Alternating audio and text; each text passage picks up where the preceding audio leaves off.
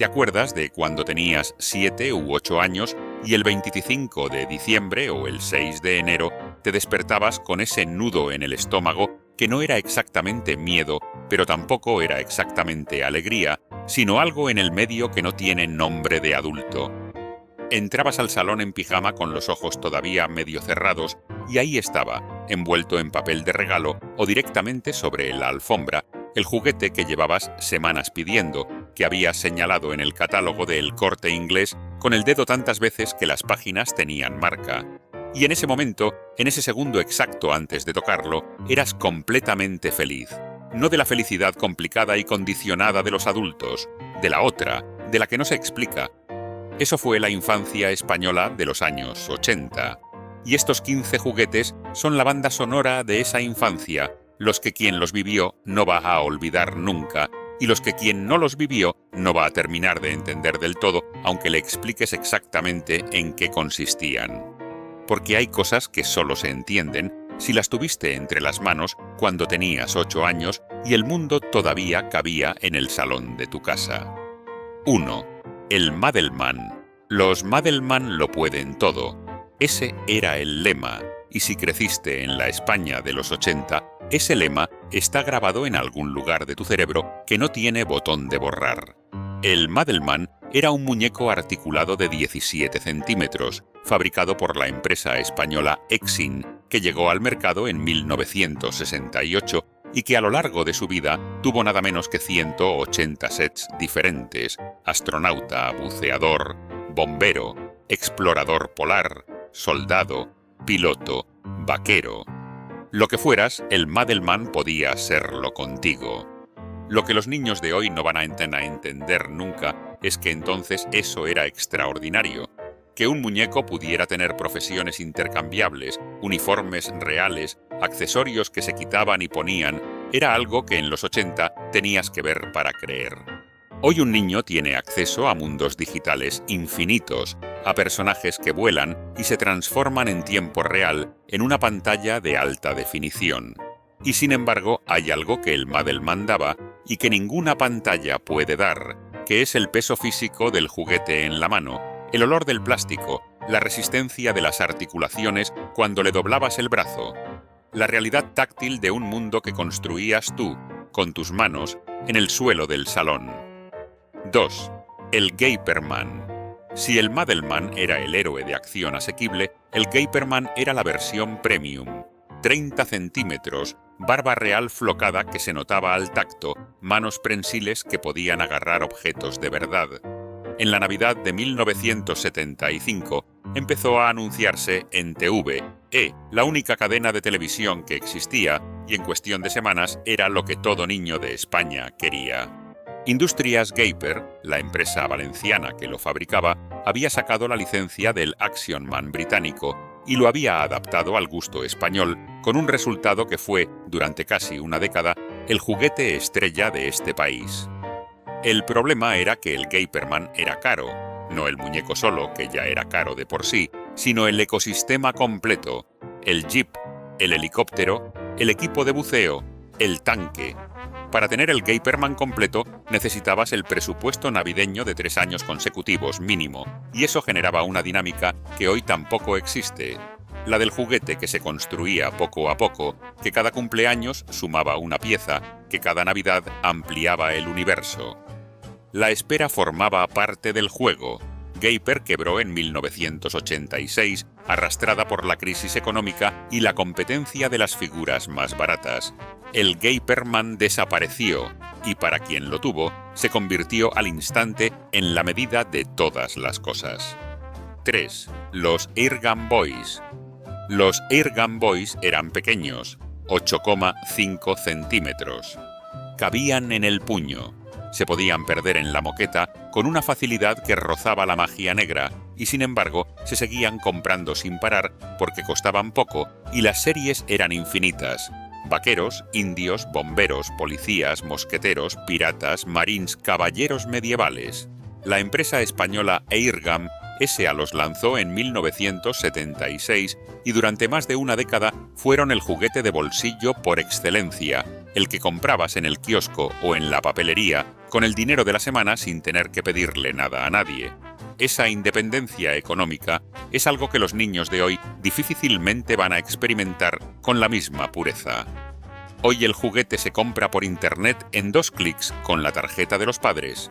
En los 80, con las monedas que te daban el domingo, ibas solo a la papelería y volvías con un Air Game Boy en el bolsillo del pantalón. Era tuyo de una manera distinta, absolutamente tuyo. Los Air Game Boys desaparecieron a finales de los 80, incapaces de competir con la invasión de figuras extranjeras más sofisticadas. Pero las batallas abasayas que se libraron en los salones españoles con ejércitos de esos muñecos de 8,5 centímetros todavía están en la memoria muscular de quien las vivió. 4. Los clics de Famóvil. Hay una palabra que resume perfectamente qué era un clic. Encajar. El sonido de las piezas encajando. El sonido del muñeco encajando en el caballo. El sonido del caballo encajando en la carreta. Los clics de Famóvil, que eran los Playmobil fabricados en España bajo licencia de la empresa española Famosa, tenían esa característica adictiva de que todo encajaba con todo, y ese universo de piezas compatibles podía crecer indefinidamente. El barco pirata, el castillo medieval, el fuerte del oeste, la granja. Cada set era un mundo que se ampliaba. La diferencia con el juego de hoy no es solo tecnológica, es filosófica. El clic te daba un escenario y unos personajes, y tú ponías la historia. No había script, no había cutscene, no había voz que te dijera qué hacer a continuación. La narrativa era tuya al 100%, y eso significaba que 2 niños podían tener exactamente los mismos clics y jugar a cosas completamente distintas. Famóvil como nombre ya no existe, absorbido por la globalización y por la propia Playmobil alemana, que eventualmente recuperó la fabricación. Pero el clic de encaje, ese sonido, lo tiene todavía en algún lugar del cerebro cualquier persona que creció en España en los años 80. 5. Los Exin Castillos. Si creciste en los 80 y tuviste Exin Castillos, sabes perfectamente el sonido que hacen cientos de piezas de plástico marrón moteado cayendo de la caja hexagonal al suelo. Ese sonido, esa caja hexagonal que en sí misma ya era un objeto con personalidad antes de abrirla.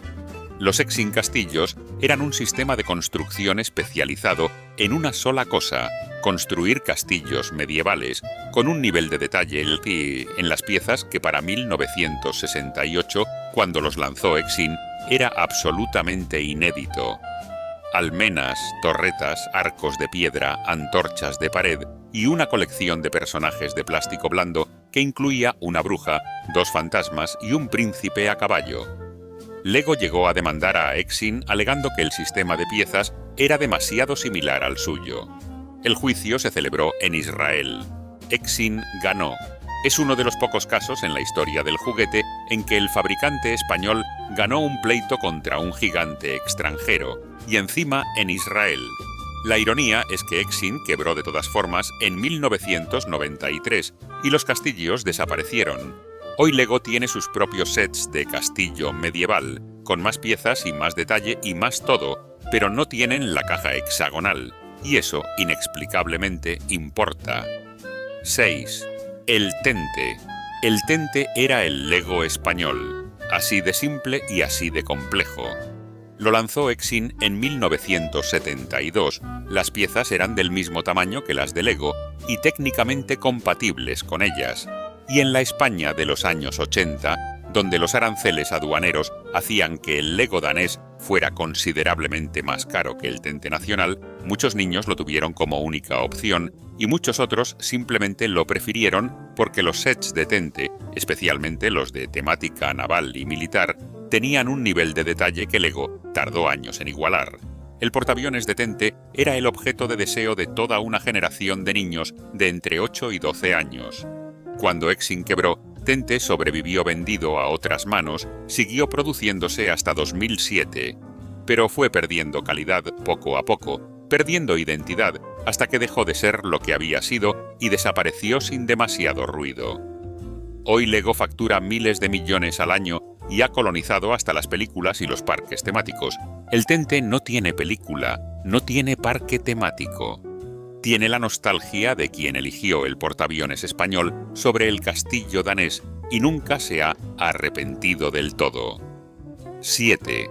El Cinexin.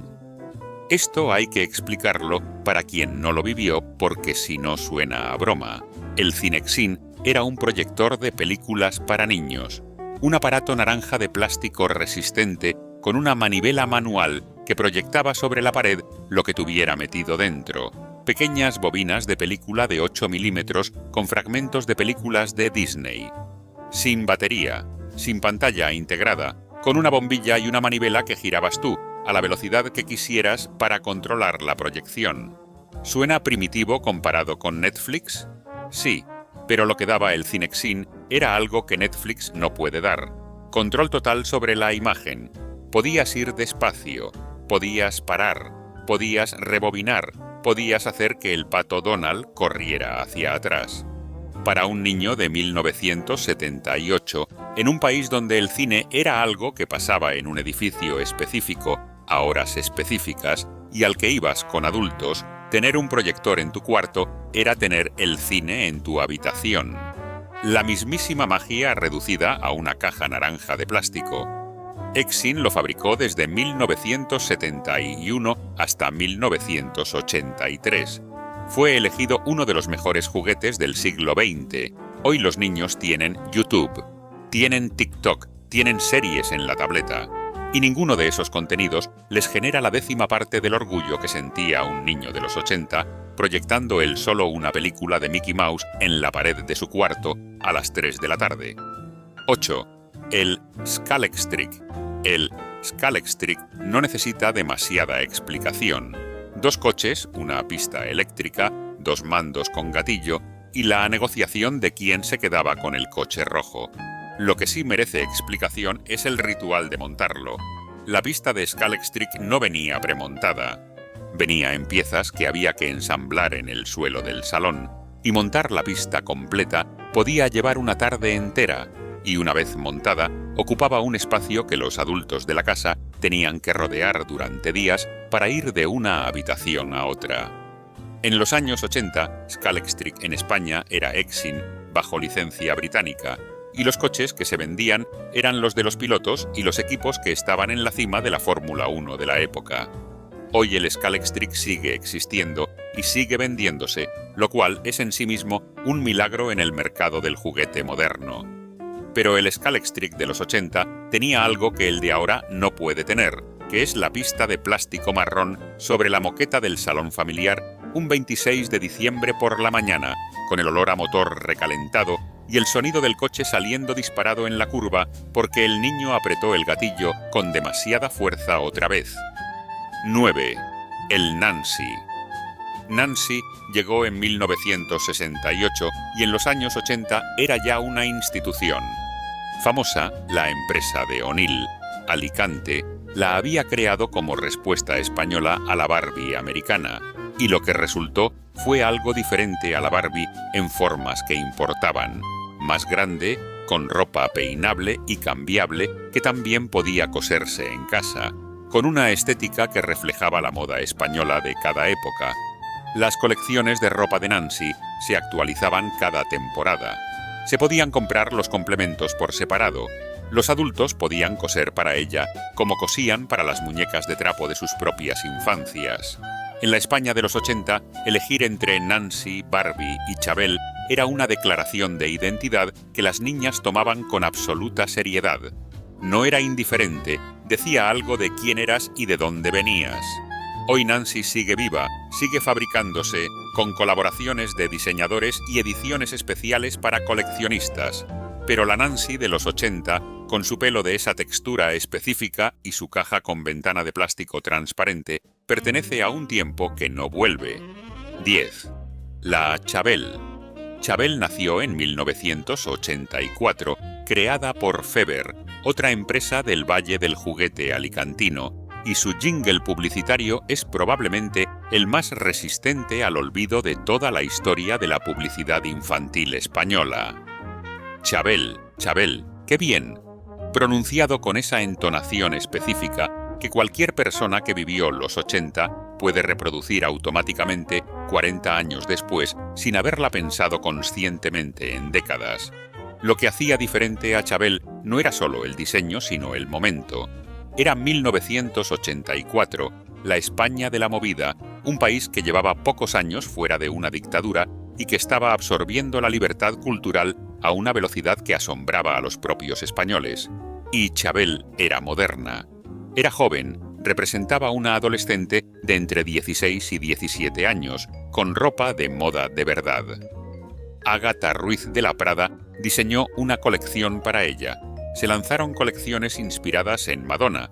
Hubo un Club Charbel con carné de socio. Feber quebró en 1992. Charbel se fue con ella, y lo que quedó es esa canción, esa melodía de 4 palabras que una generación entera sigue llevando clavada en algún lugar del cerebro del que no hay manera de sacarla. 11. El Nenuco. El Nenuco nació en 1977 y en la España de los 80 hubo años en que Famosa vendió más de 800.000 unidades, solo en España, solo en un año. Esas cifras dicen todo lo que hay que decir sobre lo que el Nenuco significaba. Era un bebé de plástico de 42 centímetros que tomaba biberón, hacía pipí, lloraba lágrimas de verdad en algunas versiones, y que permitía a los niños reproducir el juego de cuidar a alguien más pequeño con un realismo que en los años 80 era tecnológicamente impresionante. Lo que resulta más sorprendente de la historia del Nenuco es que sigue existiendo. En un mercado donde el juguete tradicional lleva décadas perdiendo terreno frente a las pantallas, el Nenuco sigue ahí, en las estanterías de las jugueterías, con más o menos las mismas dimensiones y la misma lógica de siempre. Hay cosas que son simplemente correctas y que por eso no necesitan evolucionar radicalmente. El instinto de cuidar a algo más pequeño no ha cambiado en 40 años. Pero el Nenuco de los 80, ese en particular, con su olor a vinilo y sus ojos de cristal pintado, es una experiencia táctil y sensorial que quien lo tuvo reconoce al instante. Y quien no lo tuvo se lo queda mirando en una imagen de archivo y no termina de entender qué lo hacía tan especial. 12. Las barriguitas. Las barriguitas son pequeñas. Esa es su primera característica y su principal argumento. Caben en la palma de la mano, tienen cara de bebé, barriguita prominente, pelo rizado, ojos grandes. Famosa las creó en 1969, pero fue en los 80, después de ganar el Aro de Oro en 1979, cuando se convirtieron en el juguete de muñecas más popular entre las niñas más pequeñas de España. El tío Vivo Barriguitas, que hacía girar a las muñecas en una atracción de feria en miniatura, fue uno de los juguetes más vendidos de toda la segunda mitad de la década. Lo que las barriguitas tenían, y que hoy es difícil de encontrar en el mercado infantil, es esa combinación de sencillez y precio asequible que las hacía accesibles a prácticamente todas las familias. No eran aspiracionales como la Barbie o la Nancy, eran directas, eran lo que parecían, y eso, en el mercado del juguete de los 80, era también una virtud que el tiempo ha demostrado sólida. Las barriguitas siguen existiendo hoy, aunque sus versiones actuales poco tengan que ver con aquellas primeras figuras de vinilo blando que olían de una manera específica que todo el que las tuvo recuerda perfectamente. 13. El álbum de cromos de la Liga. Esto no es un juguete en el sentido estricto, pero sería imposible hablar de la infancia española de los 80 sin hablar de los cromos. El álbum de la Liga, publicado principalmente por Panini, era el proyecto colectivo más ambicioso que emprendían cada temporada miles de niños españoles.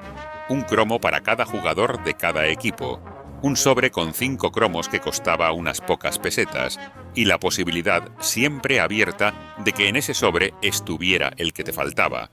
El mercado de cromos del patio del colegio era una economía real con sus propias reglas. El valor de un cromo dependía de su rareza, de la demanda en ese patio específico, de la habilidad negociadora de cada niño. Repetido por 3 del mismo, se podía cambiar por uno que no tuvieras.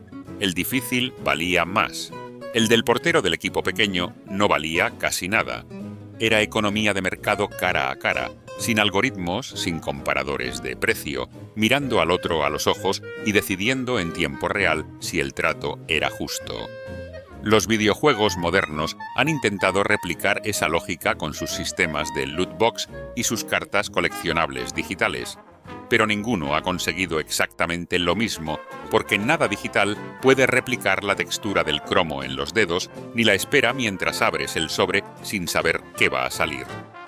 14. Los juegos reunidos Keiper. Antes de hablar de los juegos reunidos, hay que hablar de lo que significaba una tarde de lluvia en la España de los 80. No había internet, no había videojuegos portátiles accesibles para todo el mundo. La televisión daba lo que daba, que era poco. Y si llovía y no podías salir a la calle y no había nada en la tele, lo que había era la caja.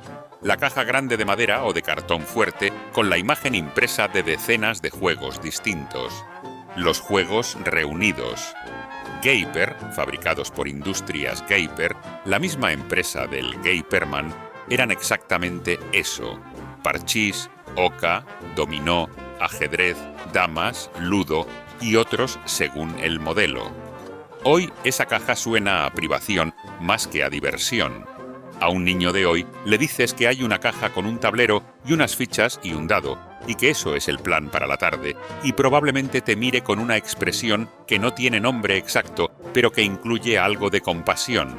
Y sin embargo, quien creció con los juegos reunidos no los recuerda como una tortura, sino como tarde de familia, como la voz de la abuela moviendo ficha, como el drama de que alguien hacía trampa en el parchís.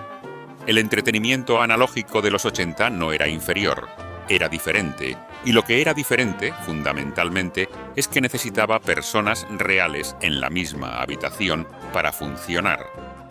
15. El Magia Borrás. El último de esta lista es el que más directamente convierte la nostalgia en algo con aristas, porque el Magia Borrás era el juguete que podía hacerte quedar en ridículo delante de toda tu familia en la sobremesa de Navidad si no habías practicado lo suficiente. Era un kit de magia de Juguetes Borrás, la empresa barcelonesa, con cartas marcadas, monedas trucadas, pañuelos que desaparecían, anillos que se unían y separaban, y un manual de instrucciones que explicaba los trucos paso a paso. Lo que el manual no podía darte era el talento, ni la coordinación, ni las horas de práctica que necesitabas para que el truco funcionara de verdad delante de una audiencia. El Magia Borrás exigía trabajo antes de recompensarte. Y cuando el truco salía bien, cuando la moneda desaparecía en el momento exacto, y el tío que siempre se lo sabía todo, se quedaba un segundo con la cara de no entender qué había pasado, esa era una de las satisfacciones más puras que podía ofrecer un juguete de los años 80.